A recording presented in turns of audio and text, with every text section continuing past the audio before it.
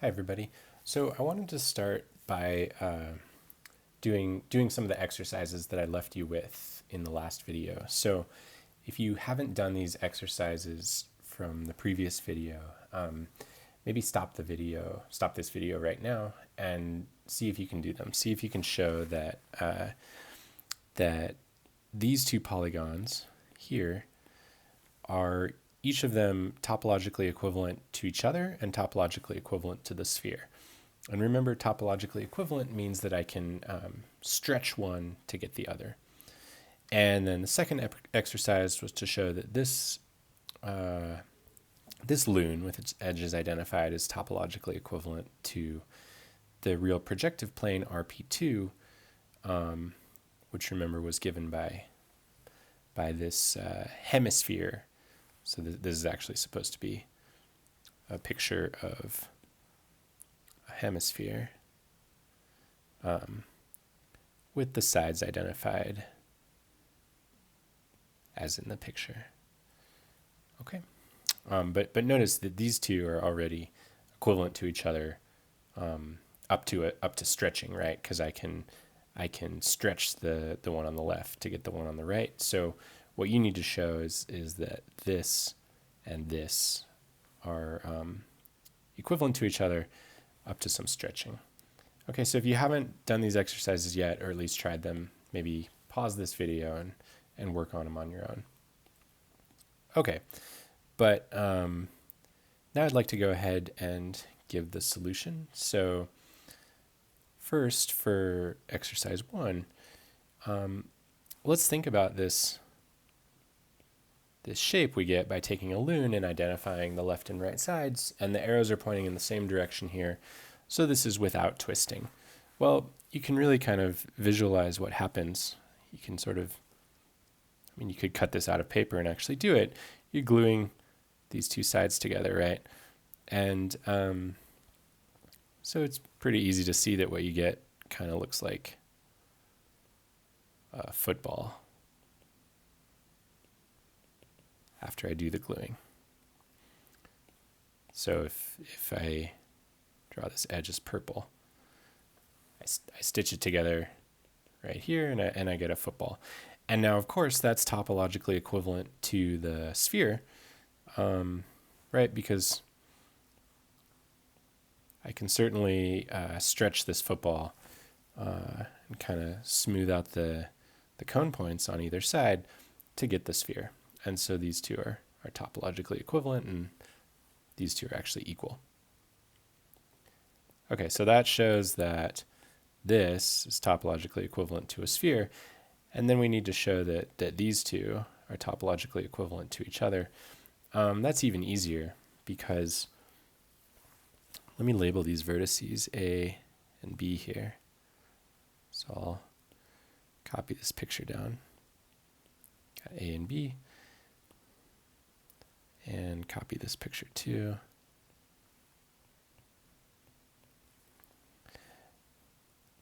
Now what I'm going to do is I'm going to call this A prime and call this B prime, because those are the two corners that are going to get identified with A and B. And to see that these two surfaces are equivalent after I do some stretching, what I'm going to do is just stretch the corresponding polygon and then show that the edges get identified. So I'm going to pull this side out and pull this side out until I get a square. So if I do some stretching, this ends up looking like a square. I've got A and B here, and I've pulled the edges out. And I just need to remember that this whole side's getting glued to that whole side. Okay, and so what does that mean? Gluing left to the right means I'm just folding this left side over and matching it on the right side. Now,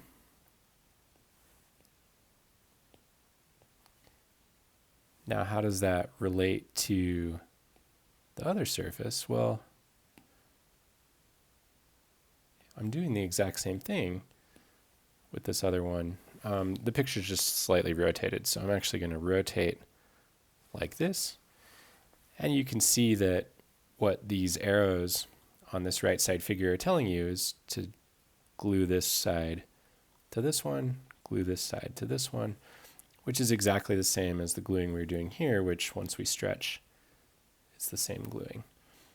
And so what I'm saying is that this loon can be stretched out. This loon can be stretched out to give me this square. And if I identify the vertices correctly, the gluings are exactly the same as well.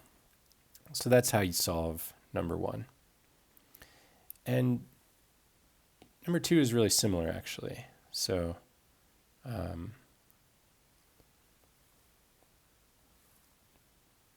in one picture, I've got a loon. And the only difference from the previous setting is the edges are identified with a twist. And then RP2, I can stretch it to be a circle. Let me see.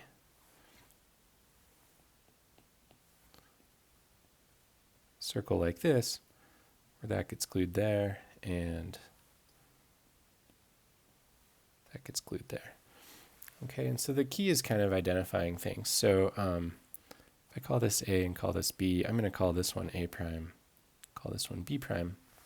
And the first thing I'm going to do is I'm just going to stretch this one so that it looks like the same shape I have on the right, namely so that it looks like a circle.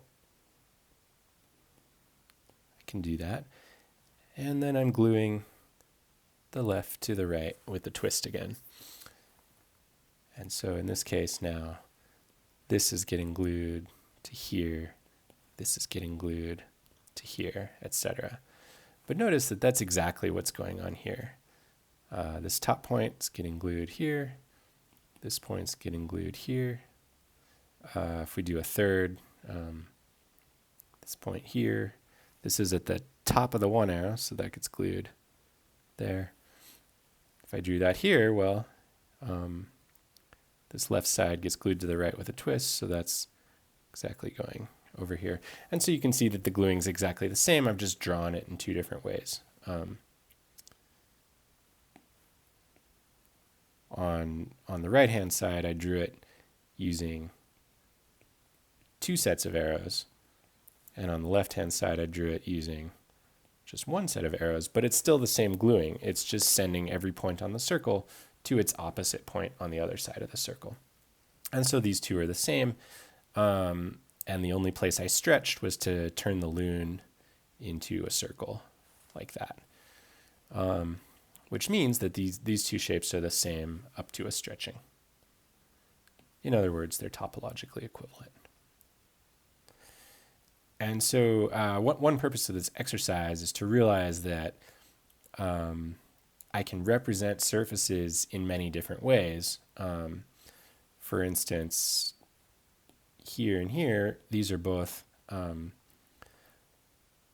these are both giving me surfaces that are topologically equivalent to the sphere, even though they might look really different. Even the polygons have different numbers of edges, but that's okay. I can stretch one to get the other. And this notion of topological equivalence is going to help us to visualize some of these more complicated surfaces. And so the first exercise I wanted to look at was this claim I made previously that the surface RP2, which we've now seen a lot of,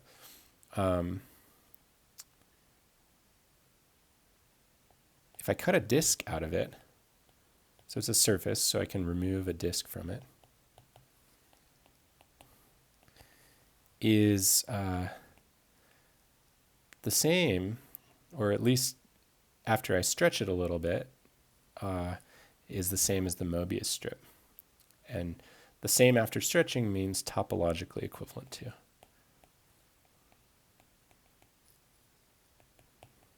So if you don't remember this definition, go back and watch the last video again, but it just means I can stretch one to the other. So it's topologically equivalent to a Mobius strip. And this is kind of surprising. So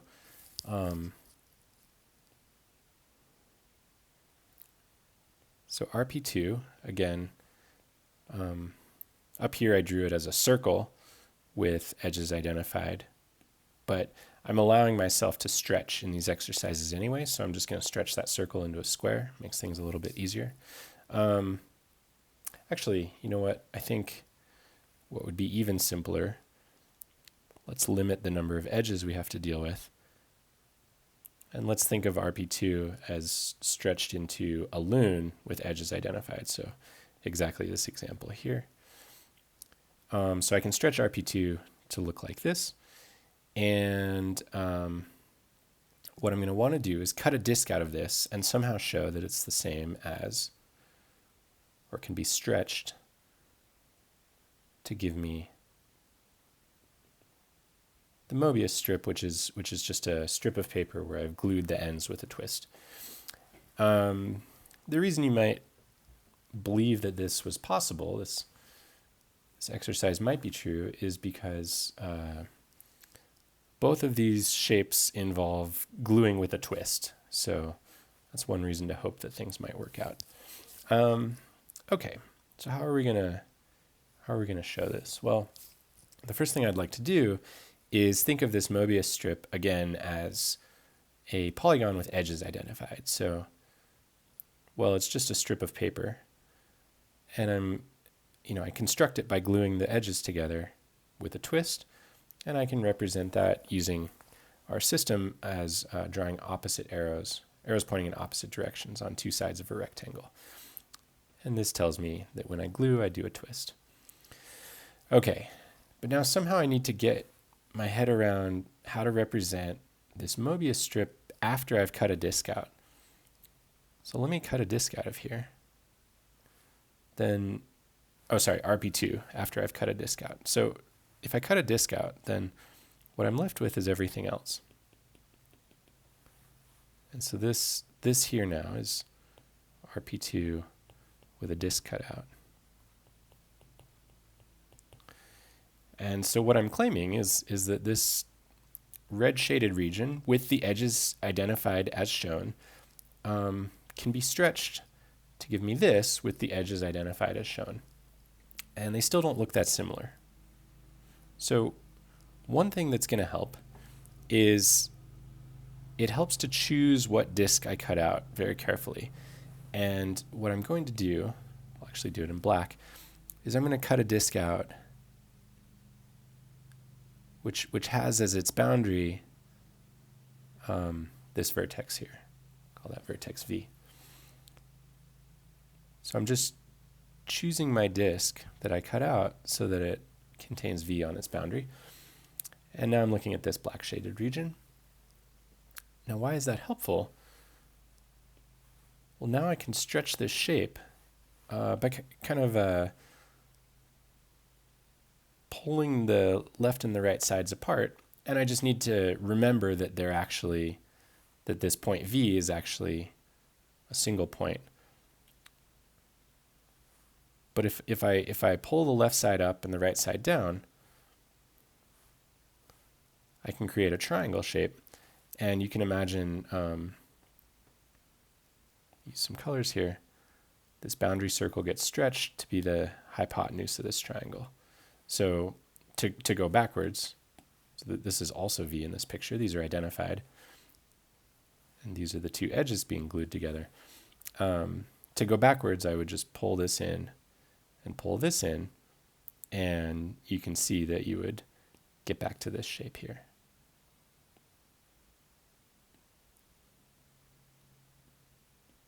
Okay, so as long as I remember that both this vertex and this vertex are actually being identified with each other, then this shape here and this shape here are giving me the same surface up to some stretching.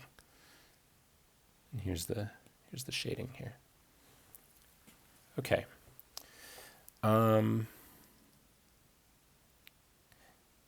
Let's see here. And actually I don't need to even remember that these two vertices were glued together, because the edge identification already tells me that, because this is the top of this left-hand side. The left side gets glued to the bottom, so that's the same as this. but this point is actually the bottom of the left-hand side, which gets glued to this edge. And so this bottom of the one arrow gets glued to the bottom of this one arrow. And so all three of these points are identified with each other. And I get that just from the arrow identification that I've drawn here. Okay. Now I'm still trying to relate this to the Mobius strip. So I want to relate these two somehow. They still don't really look the same. So what I'm going to do is, again, represent this RP2 with a disc cutout in a different way by doing the usual trick of cutting and then regluing. So I can cut anywhere. I'm going to choose to cut right here across this. And then I'm going to, since the two black edges are identified with each other, I'm going to glue along that black edge. So here's my cut, and I'm going to draw a red arrow so that I remember these edges are identified. And then I'm going to glue these two smaller triangles that I've now created along the black edge. And that doesn't change the basic surface because these black edges were already identified. So I'm just making that identification. I'm just actually gluing along that identification. And then I'm going to keep this red arrow here to remember that the surface we're looking at has these red edges identified. Okay, so this is the bottom triangle. And now I want to take this triangle here and I'm going to glue it down there. To get the black edges to match up, I need to flip this over. So if I do that, what it's going to look like is this ends up over here.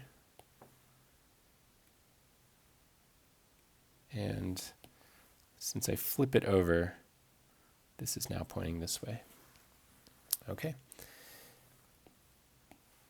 And so these are just two different ways of representing the exact same surface, because this red arrow is telling me that these edges are secretly identified.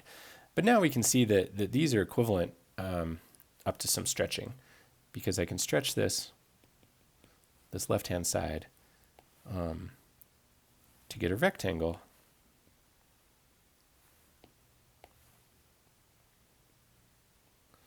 And the edge identifications involve a twist, so that's good.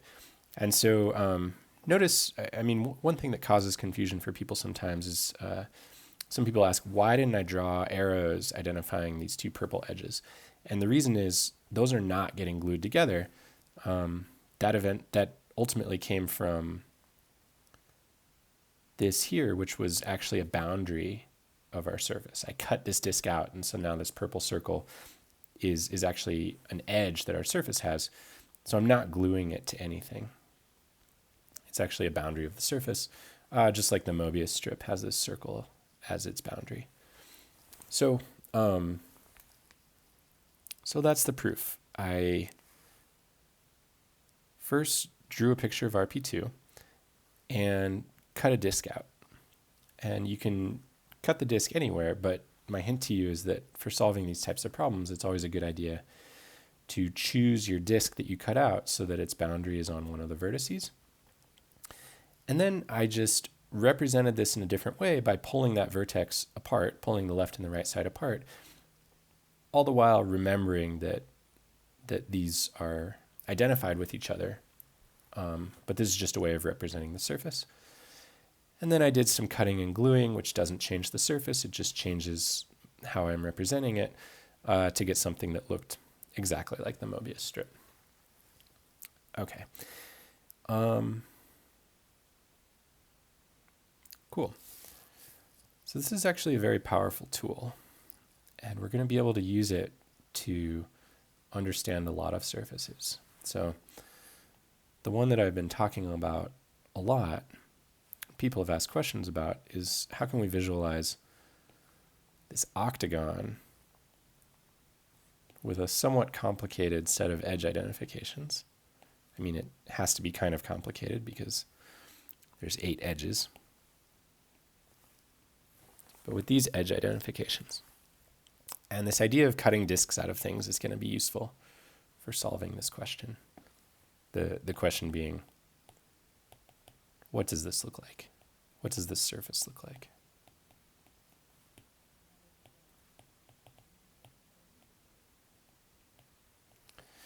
So I am going to start, instead of answering this question directly,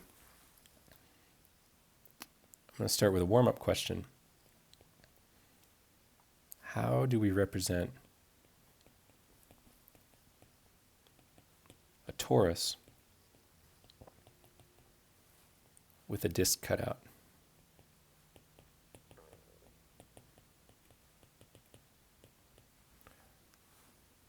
So remember the torus, T,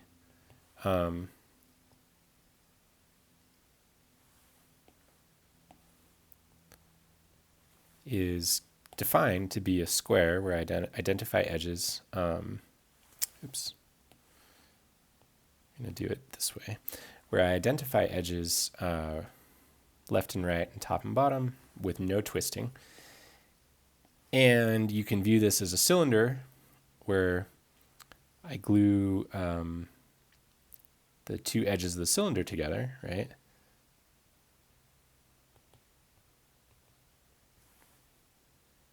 So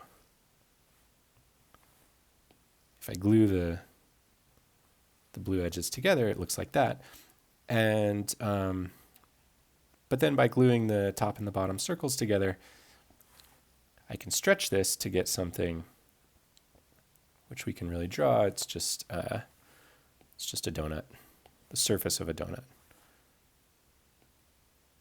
So once I stretch, this becomes the outer circle becomes where the blue arrow was. And if I draw a circle here, maybe that's where the red circles got glued together. Okay, so that's the torus. And now what I want to do is cut a disk out of it. So, oops. So I know that if I stretch it, it just looks like this with a disk cut out.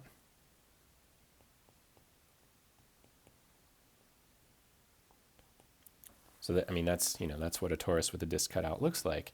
But how do I represent that as a polygon? Well, what we saw before is I can take my original polygon and actually, let me just copy it.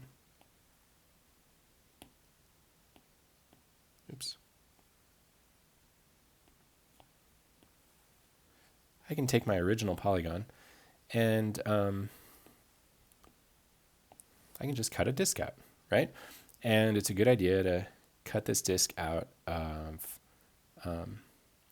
so that the edge of the disk is on a vertex or corner of the polygon. Okay, so this shaded purple region is the torus with the disk cut out.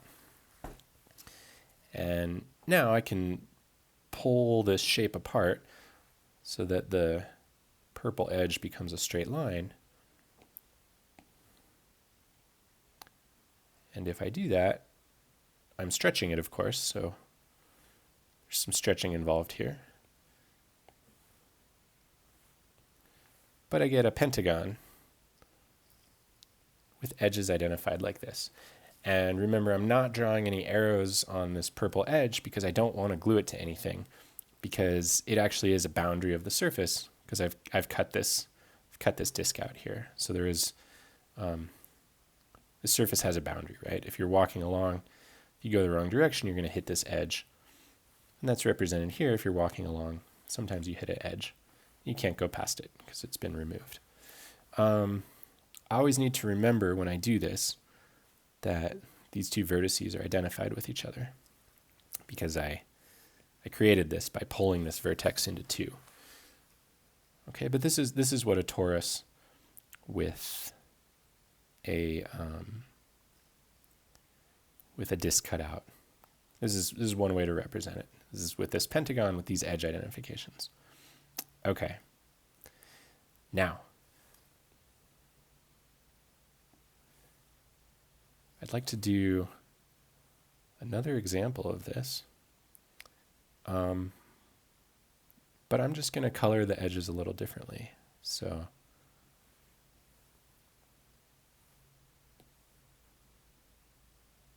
let's see if I can get this right. I'm not going to worry about it. So anyway, I'll use different colored edges.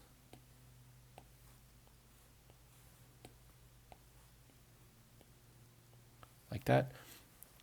And again, I'd like to, maybe I'll make this orange. Again, I'd like to cut a disc out. So I'm just doing the exact same thing I did before, but using different colors. So it's not different than what I just did.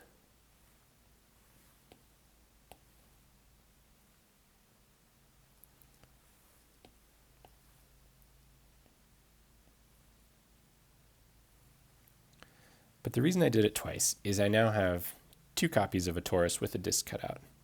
And so the first one, I'll draw like this, and maybe I'll match the color so this disc is orange here. And the second one, I'm going to do the same thing, but I'll draw it on the other side. And what you notice is these are 2 surfaces that both have a boundary, and the boundary is this orange disc. I could glue them together, right?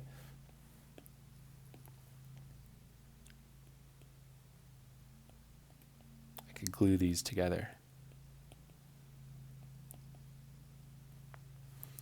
And what I get would be, if I glue them along their common boundary, I'd get a surface that had no more boundary.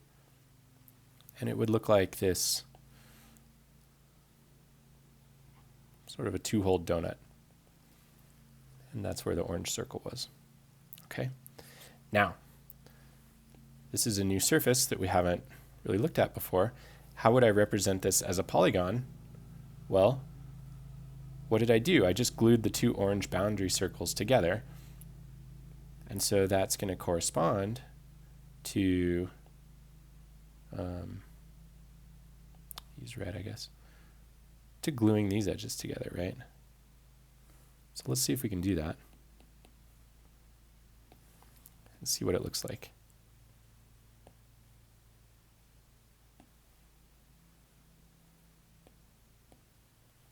So here's one.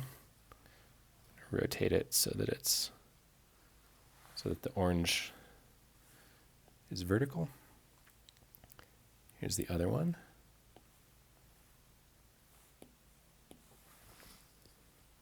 I can move that over here. Kind of match those up. And now gluing, you know, this gluing that I did here, gluing this to that exactly corresponds to just gluing these 2 orange edges together. And so if I do that, well,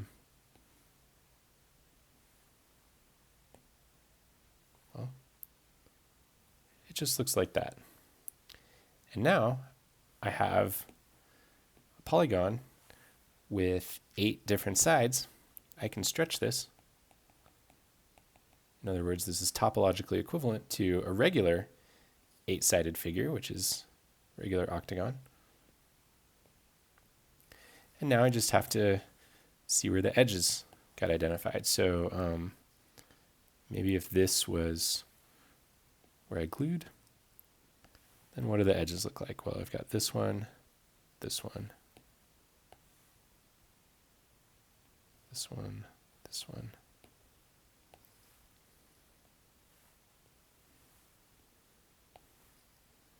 This one, this one. And you can see that this is exactly equivalent to the octagon I drew up here. Maybe the arrows aren't pointing in exactly the same directions, but they are relative to each other. So side 1, if I label these sides, 1, 2, 3, 4, 5, 6, 7, 8, I notice that sides 1 and 3 are getting glued with no twisting involved. Down here, sides 1 and 3 are getting glued with no twisting involved. 2 and 4 glued with no twist. Here, 2 and 4 are glued with no twist. Similarly with 5 and 7, 6 and 8, there's no twisting in any of the gluing, and the edges that I glue together are exactly the same as in the previous picture. And so although the arrows aren't exactly identical, the gluing that they represent is the same between this octagon and the one I drew previously. Okay, and so that answers the question. If you started with the octagon with the edges identified as specified here, 1 glues to 3, 2 glues to 4, 5 glues to 7, 6 glues to 8, all of those with no twisting involved. What does that shape look like? Well, if I do some stretching, then I can actually represent it. I can draw it in our three-dimensional space, and it looks like 2 toruses glued together along a disk, which means this sort of 2-hole donut surface. Okay, so that's what it looks like. I think that's probably a good place to stop for this video. What I want to do next is formalize this idea of taking 2 surfaces, cutting disks out, and gluing them together.